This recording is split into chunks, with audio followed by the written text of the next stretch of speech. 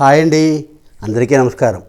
నిన్నటి రోజున కార్తీక పురాణం స్టార్టింగ్లో కార్తీక పురాణం వినటం వలన అది వింటే కలిగే ఉపయోగాలు, దానివల్ల వచ్చే ప్రయోజనాలను మనం రాజరాజేశ్వరి గారి ద్వారా విన్నాం కదండి. మరి ఈరోజు కార్తీక పురాణం రెండో భాగంలో కార్తీక మాసంలో కార్తీక సోమవారం వ్రతం ఆచరించడం వలన కలిగేటువంటి ఉపయోగాల గురించి, దానివల్ల వచ్చే ఫలితాల గురించి తెలుసుకుందామే. ఎస్ఆర్ క్రియేషన్స్ ప్రేక్షకులకు నమస్కారం. కార్తీక మాసం మొదటి రోజు బలిపాడ్యమి. కార్తీక పురాణం మనం ప్రారంభించుకున్నాము. రెండవ రోజు యమ ద్వితీయ లేదా భగినీ హస్త భోజనం.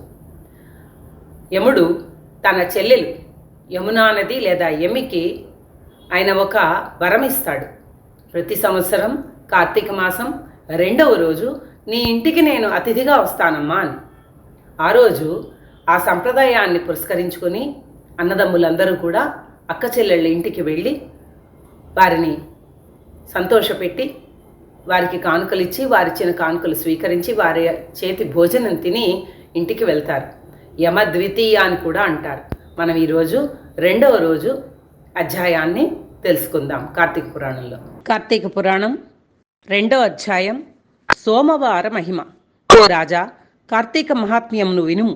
విన్నంతనే మనోవాక్కాయముల వలన చేయబడిన పాపమంతయూ నశించును. కార్తీక మాసమందు శివప్రీతిగా సోమవార వ్రతం ఆచరించువాడు కైలాస నివాసి యగును. కార్తీక మాసమున సోమవారమందు స్నానము కాని, దానము కాని, జపము కాని చేసిన ఎడల అశ్వమేధయాగముల ఫలము పొందును. ఇందుకు సందేహము లేదు.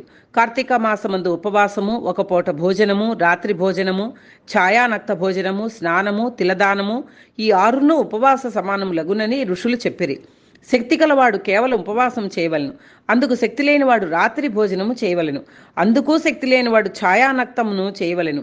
అందుకు శక్తి లేనివాడు బ్రాహ్మణులకు భోజనము పెట్టి వారితో పగలే భోజనం చేయవలను. ఛాయానక్తం అనగా సూర్యకాంతి తగ్గిన తర్వాత రెట్టింపు కొలతకు తన నీడ రాగానే పగలే భుజించుట. సాయంకాలము 4:30 గంటలకు భుజించుట ఛాయానక్తమగును. మానవులు పైన చెప్పిన ఆరింటిలో దేనినైనను ఆచరించని ఎడల 8 యుగములు నరకమందు కుంభీపాక నరకంలోను రౌరవ నరకంలోను బాధలు నొందుదురు.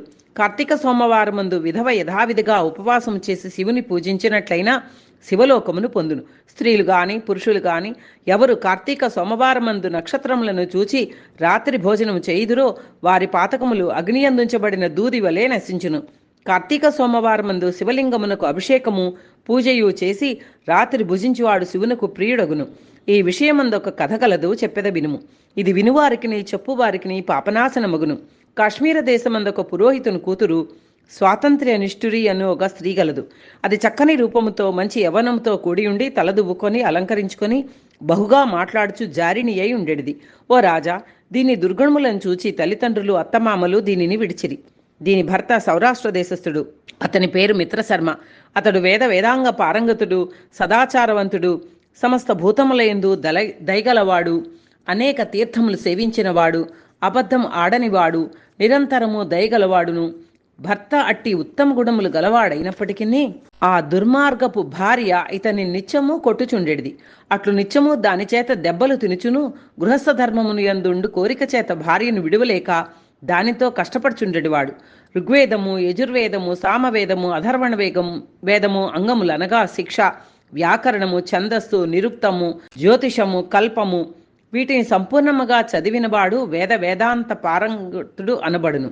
ఈ మిత్రశర్మ భార్యకు కర్కసయని నామము గలదు.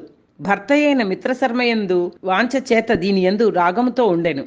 అంత ఒకనాడు దీని పరపురుషుడు ద్రవ్యములను, నగలను వస్త్రములుగా తృప్తిగా ఇచ్చి నిరంతరము నీ భర్త వల్ల భంగము కలుగుచున్నది కాన నీ భర్తను చంపుమని చెప్పగా అది సమ్మతించి రాత్రి భర్త తనతో ఉన్న పిమ్మట నిద్రించగానే తను లేచి పెద్ద రాతిని తెచ్చి భర్త శిరస్సును కొట్టెను.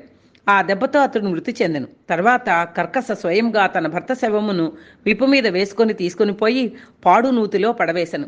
ఇట్లు భర్తను చంపి తరుణులను, పరస్త్రీ సంగమాభిలాషులను, కామశాస్త్ర ప్రవీణులను, వర్ణశంకర కారకులను అయిన అనేక జాతి పురుషులతో ఆలింగన చుమ్మనాదులతో నిత్యం ఉండేది.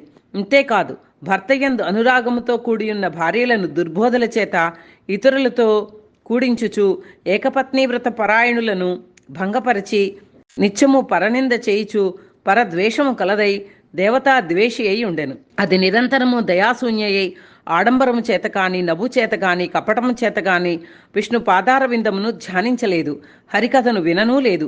ఇట్లుండగానే దానికి యవ్వనము పోయి ముసలతనం వచ్చినది. తర్వాత రాచకురుపు వ్యాధి కలిగినది. ఆ కురుపుకు పురుగులు జనించిన తర్వాత దుర్గంధముతో కూడినదయ్యను. తర్వాత జారులందరూ రూపవంతులు మదయుక్తులై వచ్చి చూచి విగతాసులై వేసే ఇంటికి వచ్చుట మానివేసిరి. తరువాత పాపాధిక్యము చేత చాలా బాధ నొంది ఆ వ్రణ వ్యాధితోనే మృతి చెందెను. తర్వాత భయంకరులైన యమదూతలు వచ్చి ఆ కర్కసను పాశముల చేత కట్టి యముని కడకు తీసుకుని పోయి యమునికి అప్పగించిరి. యముడు దానిని చూచి కోపము చేత కళ్ళెరచేసి దీనిని భయంకరమగు ముళ్లతో కూడినది ఇనుముతో చేయబడిన స్తంభమును కాల్చి మండుచుండగా ఆలింగనము చేయించుడని కఠినమైన శిక్షను విధించెను. అంతా యమాజ్ఞ మీద భటుల కర్కసను చేసిన పాపములు చెప్పుచు ఆ వేడి స్తంభమును ఆలింగనము చేయమనిది. తర్వాత దాని పాదములు రెండూ పట్టుకొని గిరగిరా తిప్పి రాతి మీద పెట్టి కొట్టిరి. తర్వాత రక్తము కాచి త్రాగించిరి. సీసము కాచి రెండు చెవుల్లోనూ పోసిరి. యమకింకరులు యమాజ్ఞ చిత్రగుప్తాజ్ఞలచే అనేక నరక బాధలకు గురి చేసిరి. ఆ కర్కసైట్లు తన పితామహులతోనూ తన బాంధవులతోనూ తనకు పూర్వము 10 తరములు తర్వాత 10 తరములు వారితో ఘోరములైన నరకములందు మహాబాధలు పొంది తర్వాత భూమి యందు జన్మించను. భూమి యందు 15 మార్లు కుక్కగా జన్మించినది. అందులో 15వ జన్మ కళింగ దేశమందు బ్రాహ్మణుని ఇంటి వద్ద కుక్కగా పుట్టి ఇంటింటికి తిరుగుచుండెను.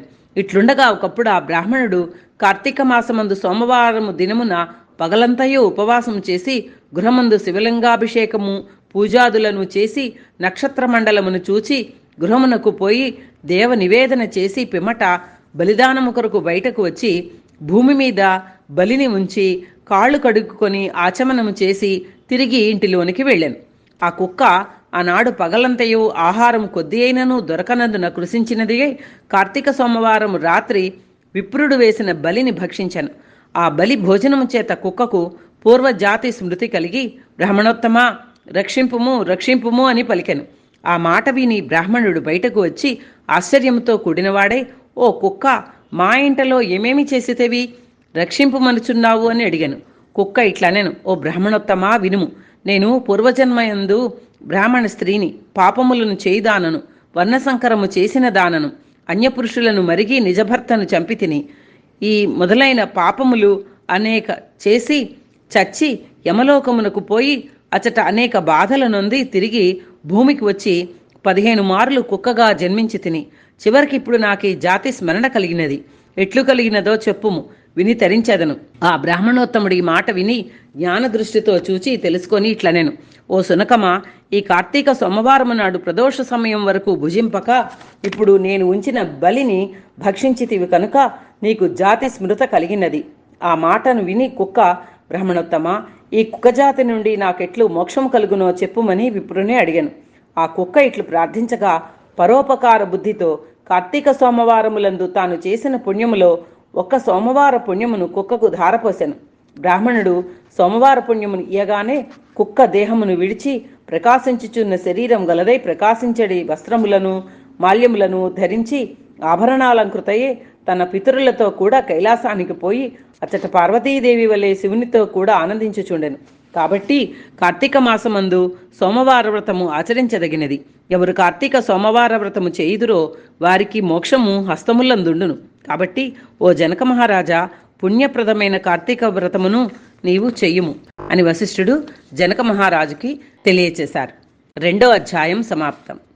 విన్నారు కదా, కార్తీక మాసంలోని 2వ రోజు 2వ అధ్యాయం గురించి రేపు మరి ఒక అధ్యాయం గురించి తెలుసుకుందాం. అప్పటి వరకు మా ఛానల్ను లైక్ చేయండి.